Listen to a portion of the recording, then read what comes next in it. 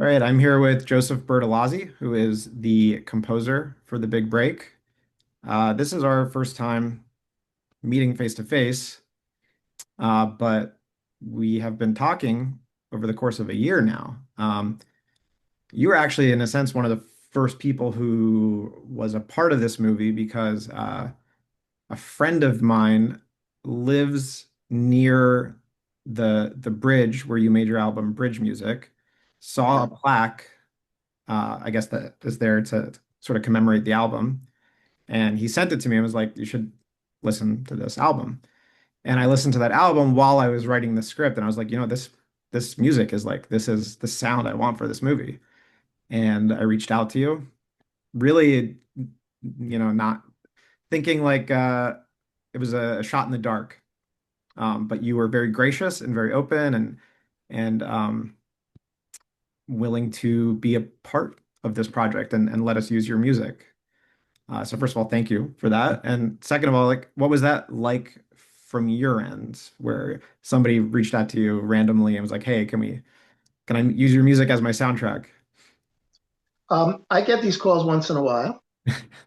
I've done a couple of live theatrical plays where I haven't done it. It's like it's your story. Somebody heard the music and said, "This is what we need." So it's always a great thrill to see my music done in a used in a different sphere of art. And I've had dance companies dance to the music, but this is a first time film, so I'm very excited. I mean, your music's extremely cinematic. Um, like the were you aware of that when making it, or at any point, or like, um, When you say cinematic, do you mean it's got movement, it tells a story? What do you think? yeah, it has maybe yeah, like it's at least how I would like describe cinematic in the sense that like it has a very strong sense of a consistent tone.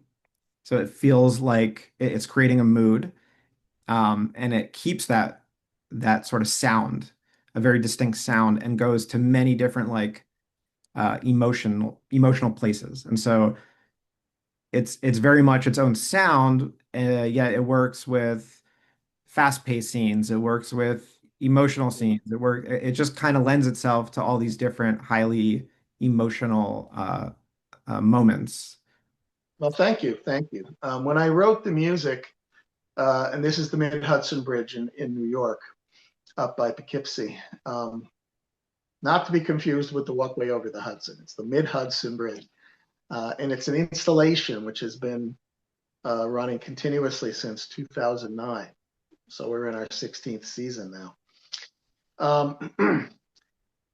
My whole modus operandi was just to write music with whatever sounds I could find. And, before I started, I didn't know how many notes I would have. And I was, there were certain limits. I had enough notes to create a scale, but I really couldn't um, venture too far, like modulate to another key. Um, Writing chords didn't work so much because the sounds didn't lend themselves to chords. So the whole piece is like rhythm and variations. There's a melody which runs through each piece, its own melody. Um, like you said, there are different moods. There's the dark interlude and the light interlude. So a lot of it was using the colors that I found. And, there are a couple pieces there. And I say a couple, there's like one piece there and one piece on tower music, which I did on the Eiffel Tower, which are like real avant garde, atmospheric. Um, Which is but for also the most, part of the movie, huh? which is also being used in the movie. We're using both albums. That's great. Yeah. Um, but I wanted to write something that people could hear and say, there's music. And Hmm. then what, what is that instrument? you Yeah. know? I mean, the whole album could have been atmosphere. The whole album could have been um, uh, wild. Yeah. Uh, and I just chose to write whatever I thought was good. So you'll hear a waltz, you'll hear crazily volcanic eruptions from the title track of Tower Music, how it opens and closes. Um, you'll hear these cat and mouse chases in the big pieces like Silver Rain.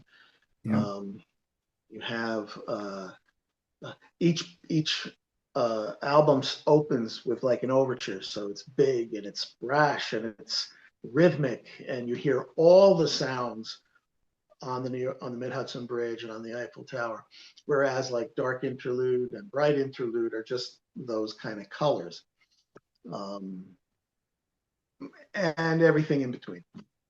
Yeah. And I think part of what I really connected to with your music, that I don't even think, I mean, when I first heard it, I didn't know anything about you. It was just a friend recommended it. And so I think as I've gotten to learn more about you, and about bridge music and tower music, and know that you have, uh, you certainly have a background in like music composition that is quite sophisticated. And I I have a film background that I sort of like kind of abandoned for a little while, and decided to revisit it for this movie in like the most sort of stripped down way where I had a very, very small crew, very limited film experience. We had actors who had no acting experience. I was trying to take some of the sophistication of my education and a film experience and apply it to create something very playful, and almost sort of like a raw, like, uh, something in touch with that like Yeah, origination of why I fell in love with making movies to begin with, that playfulness. And I feel like you have done the same thing with your music. If I I am, think so. Well, but I, something that comes to mind while you're talking, it's like this thought that in order to write a haiku, you yeah, have to read an entire novel first, yeah, you know? So you distill that into your haiku. So you're talking about like you've taken the skills and techniques that you've learned as a filmmaker and you've applied that to this story that's just got like 5 or 6 people in it. And it's like in basically one room. yeah, Um, yeah, and it's how do you turn that into art? yeah. And so what made you go from composing, I guess you would say more traditional, I would say more traditional music from my perspective, into deciding to use a bridge and the Eiffel Tower as your instruments? Yeah, well, um, when I was a kid, little kid, I was 9 years old, I decided I wanted to be a composer. And um, so I just like to compose. I mean, I took organ lessons. My main instrument is the pipe organ, but I have written for orchestra. I've written for vocal ensembles. I got one of these gongs here as a gift for Christmas, and they rapidly reproduced. And I've got this whole percussion set up. I was like 45 years old, and I took Mhm. lessons on to how to handle sticks because I wasn't a percussionist. But I wanted to write music for all these different gongs and cymbals that I have, and I wanted to write for it, you know. And then my wife was kind of mimicking the way I look when I'm playing this thing. I'm like this, trying to hit all the different things. And she was standing next to a poster of the Eiffel Tower, and she went bong, and I was like, that will work. All you got to do is find out where the different notes are. Now, this poor woman bought me one gong and it turned into this. Um, And so she knew that when the light bulb went off, she was like, okay, okay, Paris now. And I I didn't think I'd ever get permission to play the Eiffel Tower. I didn't speak the language. I had no contacts there. So I thought, how can I take this really cool concept and apply it and do it here in New York? Huh. And so at the time, the Henry Hudson Quadricentennial was 5 years in the future. And I said, that'll give me enough time to try to get permission from a bridge. And I chose a bridge because, like I said, initially the Eiffel Tower, Gustav Eiffel was a bridge engineer. Huh.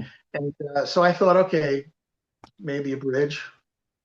And I never thought I would get permission to do the Eiffel Tower. So I said, let me do it here. And long story short, I chose the Mid Hudson Bridge, and I went to the administrative offices, and I made my pitch. I used the orchestral music that you referenced earlier to show that I was a legitimate composer. Yeah. I used my album of the Bronze Collection here to show that I could also write for percussion, because that's what the bridge would end up being, a percussion instrument. And they gave me permission. They gave me I had to write a song. They said, you write a song, we'll give you 3 days to go out and collect the sounds you want. And then you got to write a song for us. And if we like it, we'll give you permission. So I went out there. I was very organized. What part of the bridge, how much time it would take, not having any experience in, there's no manual on how to record a bridge and create an album. So I went out. I wrote a 2.5 minute song, Bridge Funk. Mm-hmm. And when I presented it to them in their offices, they were all seated at this table that was, I don't know how long this table was. It was maybe 15 feet long. All the board of directors were all sitting around it. And I gave my little talk, and I played my record. I brought not a CD, what do you call it? An MP3 player with some speakers, and I played it for them. And they were just well, we have things to do. And when the music started playing, they kind of sat up, and I saw some of them tapping their feet, and I said, okay, this is going well. So long story short, they gave me permission. They said, well, what else do you want from us? I said, I want to be able to use your name, your letterhead, to drum up interest in this, So they gave it to me, and then I went out for another 2 days. And about 9 months later, I wrote bridge music. And it was intended to be a live event, but that was a $2 million project. And that happened right in the middle, right at the beginning of the whole Bernie Madoff world economies tanking. Huh. And so we had some interest. We had some interest from Rolling Rock. Interest, I'm going to say, no commitments. And when I called my contact at Rolling Rock, and when he picked up the phone, I heard all this yelling and screaming. I thought I had the wrong number. And I was like, I think his name was Brandon. It might not be, but I said, Brandon, what's going on? And he goes, Joe, we're putting out fires left and right here. I got to talk to you another time. I said, all right, can I call you in a week? And he goes, yeah. So he hung up. And I'm sitting in front of my computer, and on the news screen at the bottom, I see InBev, which is a Belgian beer company, was just announced a hostile takeover of Anheuser-Busch. So when he picked up the phone, that was his whole office losing their minds, And I said, oh, okay. So I called him a week later. Phone was disconnected. Oh, no. But I had a cell phone. And this took a lot of persistence, as you can imagine. So I called his cell phone, and he said, "All right, Joe, things are settling down. Can you call me in a week?" I said, "Sure." Uh, I called him a week later. That phone was disconnected. So there was no way I was going to raise, $2 million for a live event. But I called all my fans, and I kind of set up like a GoFundMe program before GoFundMe was in existence. I Yeah. called, and GoFundMe is you call your friends, you start with your friends and then build out.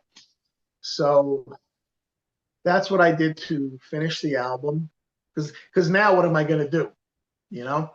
So I had to record the songs anyway as like a guide for the engineers to mix the live event, live players. So I said, well, I'll create an album, and I created the album, top 20 Billboard charting album. Huh. And yeah, and Why? What was the importance of the live event in finishing the album? well, it was always intended as a live event, and we would have needed 24 percussionists I to see. do this live. Okay. And each of them would have had, this was before tablets and stuff, where you'd have your music scrolling on a tablet. So we had an elaborate system for how they would read their music without the wind blowing the pages around. Everybody would have an in-ear monitor to keep track of the conductor who they wouldn't have been able to see because they didn't have a tablet to watch them. And I had always expected this installation, which is, like I said, has been up for 16 years. That was always going to be like a legacy project after the live event. But the way things went, it became the project. Yeah. And the Bridge Authority was wonderful.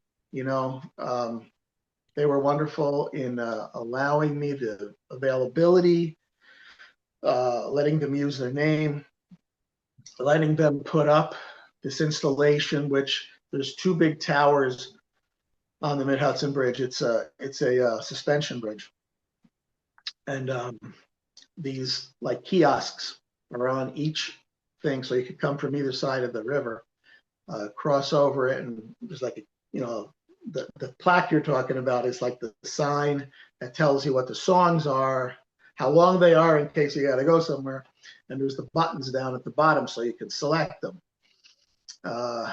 And they've been very, it's been up, and we take it down during the winter because the weather conditions are like being in the North Atlantic up there. You wouldn't think it, but it's brutal up there. So we put it up, we take it down. And for people who don't like bridges or don't like heights, we have a 24/7 broadcast on a very narrow band in the parks on both sides of the river.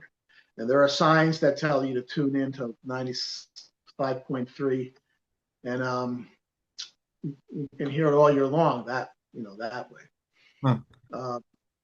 I It's think I digressed from your original well, question. the interesting thing to hear is that the that tower music, I guess, was your sort of like guiding star. That's what you were trying to kind of get to this whole time, No, no. Like I or said, at least I playing. never thought I would have permission to play the Eiffel Tower.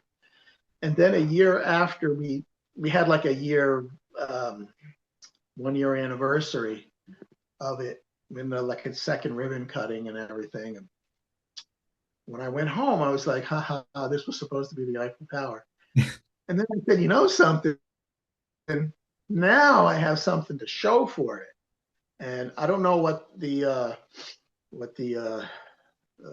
Parisian suits are like, but I can at least prove that I could work with the New York State government, which would be of importance to them.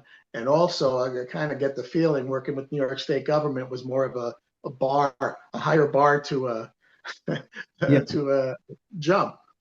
But of course, when I went to them, I had a complete project that was it was it was completed. It was successful. We had worldwide Yeah.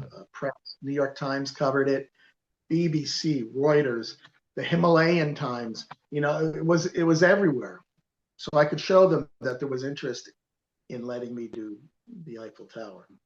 Yeah, I mean, I think it's clear to anyone who listens to your music that you've and understands the process that went into it. There is a great documentary about bridge music that I believe is available on YouTube that can help people like see like what that process is like. But certainly from like a innovation standpoint, from like an art standpoint of being able to create to use instruments in a way that just people wouldn't normally think to use. You've clearly like tread ground that I guess hasn't been tread before. But I think what's so remarkable is just how accessible and rhythmic and um, uh, you could enjoy the music, without even knowing that the main instrument is the Eiffel Tower. And I think that I find that such a huge achievement. Um, Instrument, right. instrument, Yeah. right? So you've had this like I guess this goal to use the Eiffel Tower. You achieved it. Uh, did that like do you feel like you've completed that mission? Do you still find yourself wanting to use other structures or even I don't know, other do you see yourself trying to innovate your musical voice in new ways? Yeah. Um, the quick answer is no. My goal was to do the Eiffel Tower. Like I said, I never thought I'd be able to do it. And then I used bridge music as a bridge to get to Paris and do tower music. I financed it entirely, with my fans. I don't Hmm. want to say on my own because, my fans really financed it. Yeah. Um, and uh, we're talking tens of thousands of dollars each time. Um, so I achieved what I wanted to achieve. And remember, I started out as an organist. I still am an organist. I play for two churches and a synagogue. That's my core income. I do a lot of concerts and things like that, and all with the original idea that I want to compose music. So really, it was immaterial in the end um, that I ended up writing for these structures because I wanted to be a composer. Hmm.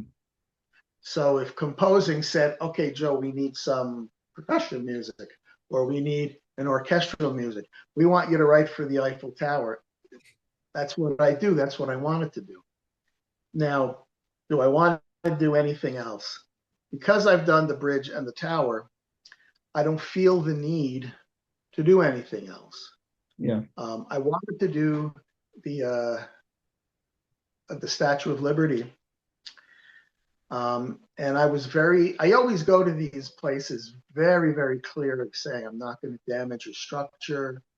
Uh, the Statue of Liberty, I knew it would have been a no-go to drum on the statue itself.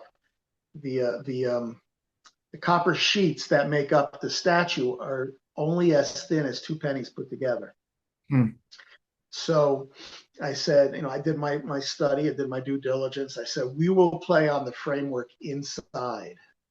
Um, but they were like, uh, we just feel we're going to get such flack from everybody in New York City who you just need a reason to complain.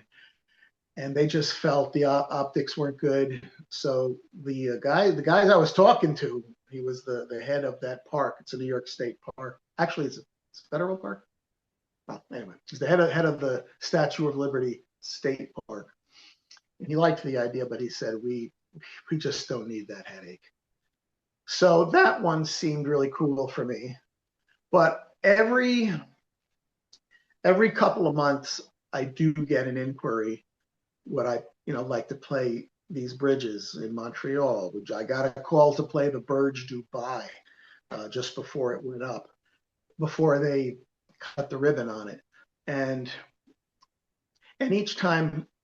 Now remember, I raised the money for the bridge and the tower because I wanted to do it. Yeah. These other things I don't need to do. Yeah. So I said, yeah, I would love to do it. This is what it would entail, and here's the price. And the tens of thousands of dollars that I raised for the Eiffel Tower and the Mid Hudson Bridge, I didn't get a penny. Yeah. Okay. So now when I submit the bill, it's my fee on top of that, which is not, I don't think it's too. I don't think it's too much for the value that I'm bringing. But each time they were like, no, we don't have this kind of money. So I'm like, okay, and now I'd be happy to just play with my grandson or write little things for myself here. I just came back from playing the organ this morning. So I'm fulfilled as a musician, Yeah. and I do want to circle back to one thing. Um, the uh, the Eiffel Tower was sampled a couple of years before I got to it myself. And that person's music, I want to say her name is Blue Violet or Violet Blue. She's a composer out of Brown University. And so she sampled some of the surfaces, but not but the album that she created includes those samples that you'll hear on the album on the film, but they're all very highly processed. A lot of reverb, a lot of ring modulation, if you know what that is. They're highly processed and they're used with a singer singing and somebody playing a guitar. Bridge music and tower music are only the sounds of the bridge and the Eiffel Tower. There's no processing. And that was for me, that was very important because how else would you know what it sounded like if I'm masking it with these other effects? I think that's, kind of at the root of what I imagine a lot of people would want to know about your music, which is sort of like what is the message that you are trying to convey? Do you Amen. want people to walk and see music everywhere and see sounds everywhere? And um, certainly it's uh, I had someone working on the film who I introduced to your music who has a music background, and I think he even emailed you and said that it was like that you were creating the sort of music that he I guess it goes back to what we were talking about before, this sort of like playfulness, like you it somehow taps into, I think, if what connects people to music as a child, just find banging on things and finding sounds. And then, yeah, I don't know, are you mixing that with like actual sophisticated composition? Or is there a message there that you want people to walk away with? I'm so touched that you feel this element of playfulness and element of people seeing and being um, alert to sounds other than a violin or other than a voice. Yeah. But I had no agenda that other than to make music. Mm. That's the whole thing. I had no thought of, okay, now this is man overcoming nature, or this is something that you should notice if you walk past it, that this can be also designed as an instrument, because they weren't designed as instruments. Yeah. That was a huge challenge, trying to find a note that went with this note and went with that sound. My entire modus operandi was to write music. And I just, like I said, I had different fields. I had a waltz. I had like a brash opening overture. I had these avant-garde uh, atmospheres. Um, uh, so it was just to write music, and I think people like yourself have found something of it for themselves, which is beyond, beyond.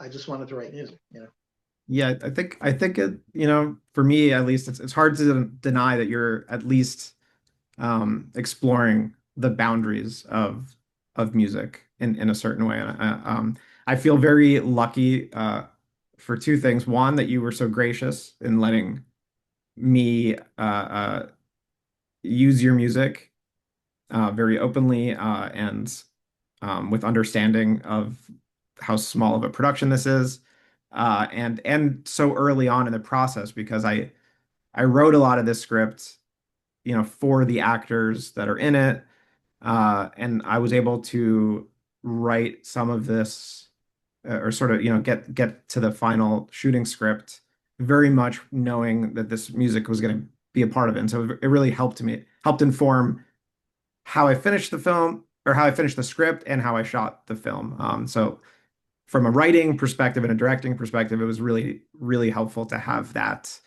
uh, sort of permission before filming. And second, that nobody has done this before. Nobody has used your music exclusively as like the score of the film, which I'm kind of shocked, and I feel very lucky that I kind of was able to do this. And I hope if this movie sees the light of day, your music, I think, is without a doubt going to be a big part of what people take out of it, or walk away thinking about.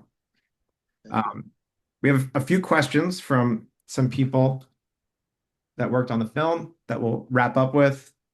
Yeah. Uh, so Tanya, who's my wife and produced the film with me, asks, and you might have answered some of these a little bit, so feel free to skip over, elaborate as much as you'd like. She says, how did you integrate each piece of architecture into the music? For example, how did tower music reflect the Eiffel Tower? Okay. Two parts to that answer, to that question. I get asked that second part of that question a lot. How do your songs reflect the Eiffel Tower, right? And what's important to realize is that they are not songs about the Eiffel Tower. They are the Eiffel Tower. All those sounds are the Eiffel Tower. That's that's what is key here. All right. People are thinking, oh well, how does this poem about the Eiffel Tower, or this painting about the Eiffel Tower, or this love story includes the Eiffel Tower? This is the Eiffel Tower. Um, and the first part of your question was integrate architecture into the music. There's a quote by Goethe, attributed to Goethe, that music is, oh no, architecture is frozen music. Hmm. So it's very poetic. It's evocative. Yeah. So the first track on bridge music, and bridge music happened first. The first track on bridge music is called Meltdown, Yeah. One and of the my whole favorites. idea of melting the bridge back into its musical form. So that's my thing. It's one of my favorite tracks. Um, and yeah, for anybody who listens to bridge music, it's just like such a great way to introduce people into that world. Yeah, it's a great way to put it. There's a humility in you that I think there's, clearly you are composing these sounds in a way that I think you are adding layers. You you could present the Eiffel Tower in a different way with the same sounds, but you are finding a way, I think, to present it in a way where it's very palatable. So um, uh, Thank you. yeah. All right, two more questions. Stephen, who's the editor of the film, asks, "What are your musical inspirations? Who did you look up to as a somewhat musical genius?" I list my musical uh, uh, influences on my website. So that's where I'm going to in my mind right now. Uh,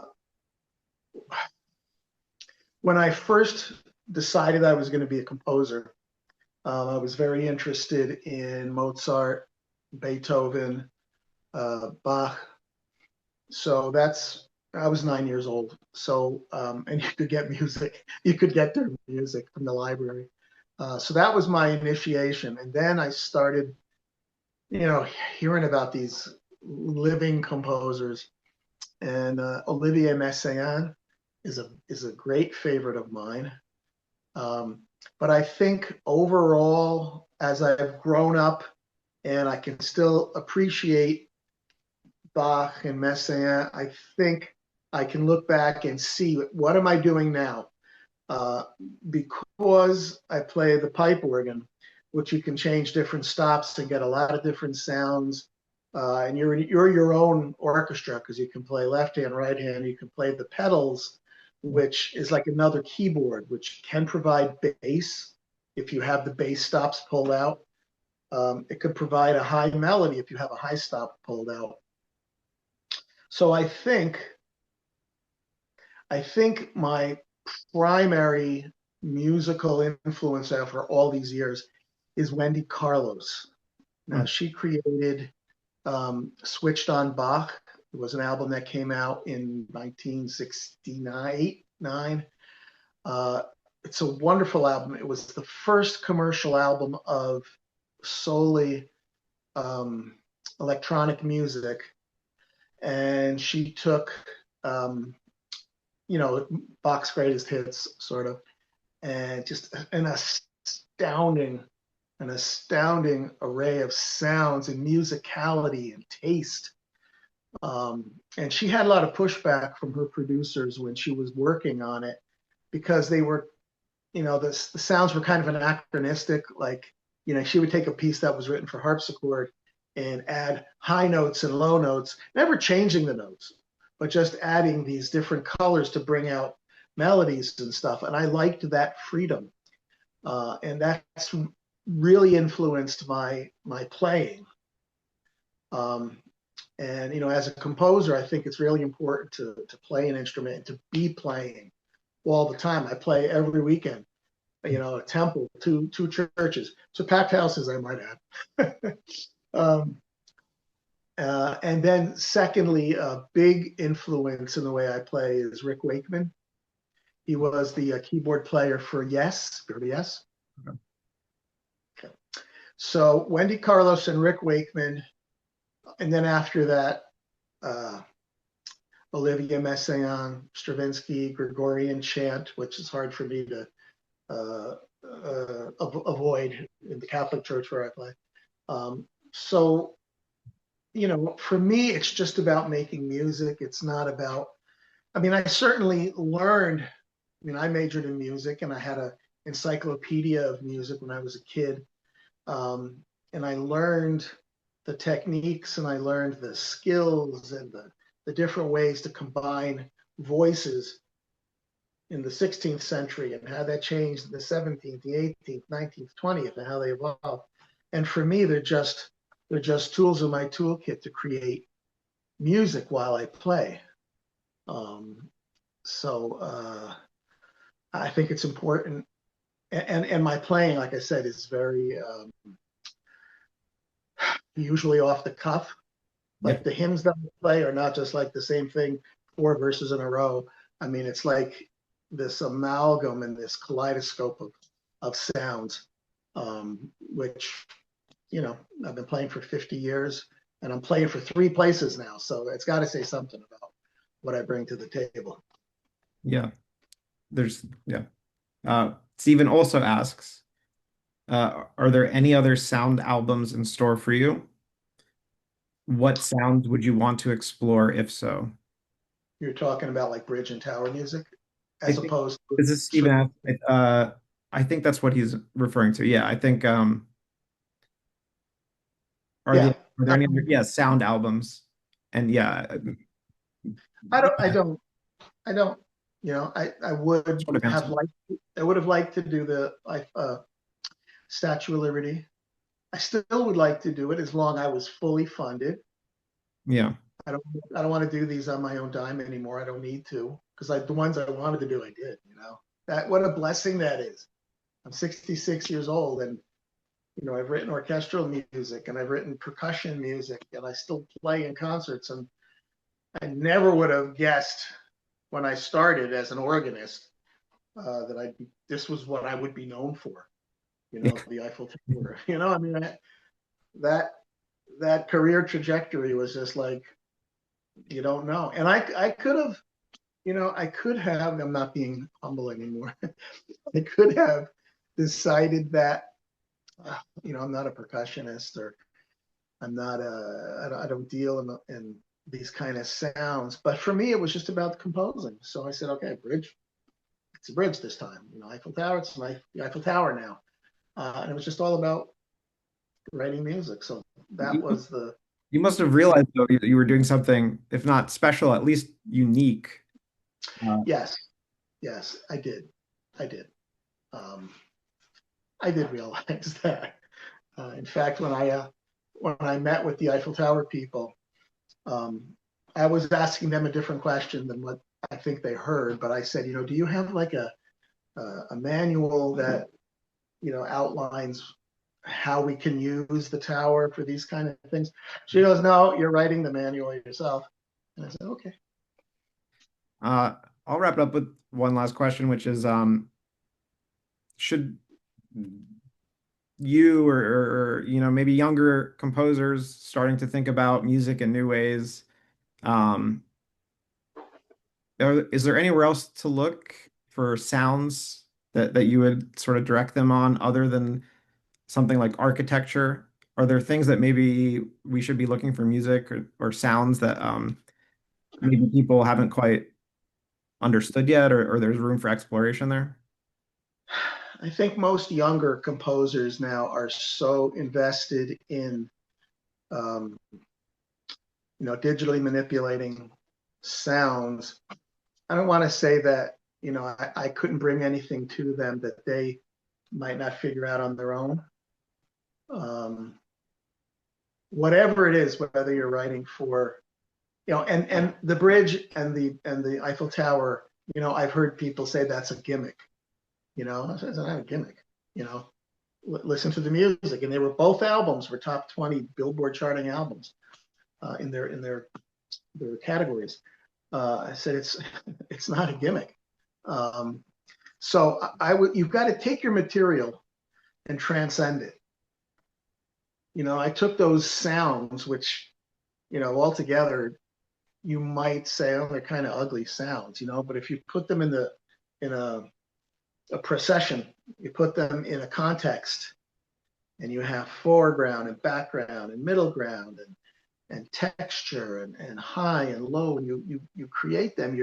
You're transcending the material that you have, and you can say that with a piano or a violin or a guitar. You transcend it.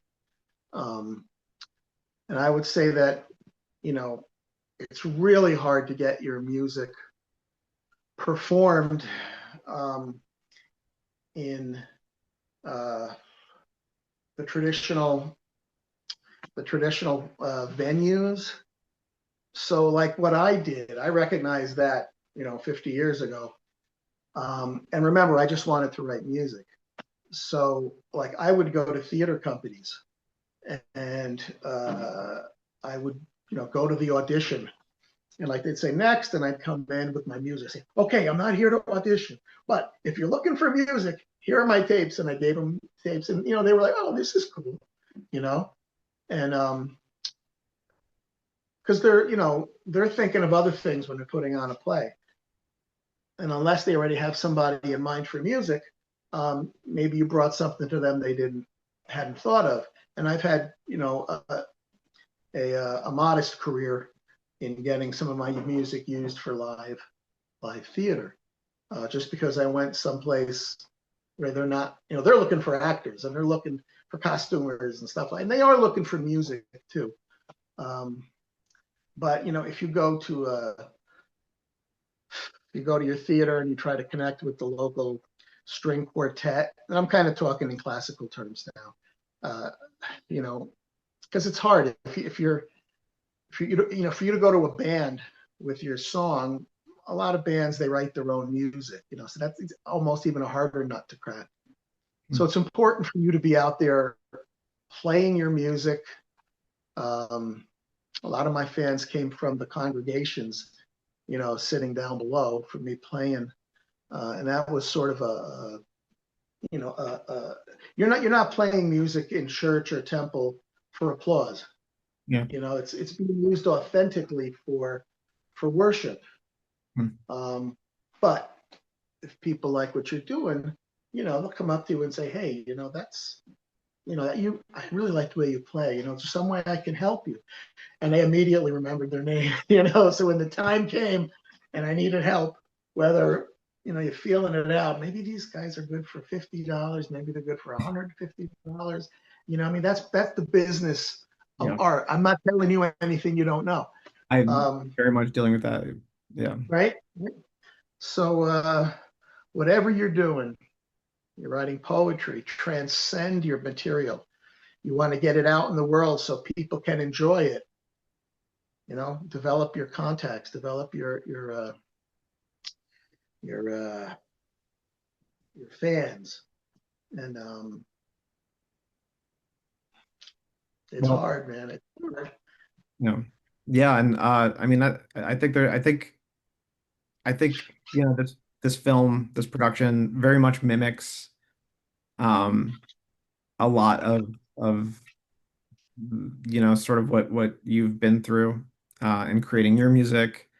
And even though you weren't on set, uh your presence was very much there, and even though you haven't been actively editing the movie, all of the editors have fallen in love with your music, and it's really become the sound of this movie. And so we it's a small group of people. It's definitely this very raw movie that we really have no idea if audiences will see the sort of special quality that we believe is there, but it's kept us going for a year now. It's really it's really spoken to people who weren't on production, who have film experience, which has helped keep me motivated through post-production. And yeah, I can say with full confidence that if this movie is uh, appreciated by audiences, that your music is going to be inextricably part of that conversation. So I hope it gets a revitalization from this movie. Thank you, and I can't wait to see it. I mean, I read the original script. Yes, I don't know how it's morphed, with the editing and quite a bit, quite a bit, the quite a bit since you read it, because I was still, yeah, you read a very early draft. Um, but yeah, I'm excited for you to see it as well. Well, thank you so much for taking this time and for sharing insight. And I am excited for you to see the movie, and I hope that more people listen to your music, and I younger people, and really dig into like what you've done, because it's truly special. And I if my friend hadn't recommended it to me, I don't know if I would have discovered it. I'm just very grateful that I got that. So you have a website, which is your name, josephbertolazzi.com, I believe. .com, yeah. Yeah. Um, And you can look up, more easily. You can look up Bridge Music, uh, bridgemusic.info, and towermusic.net. Um, there are New York Times has videos. There's, like I said, writers. There's a lot of material out there.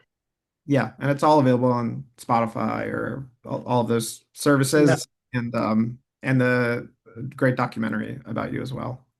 Yep. All right. Well, thank you very much, Joseph.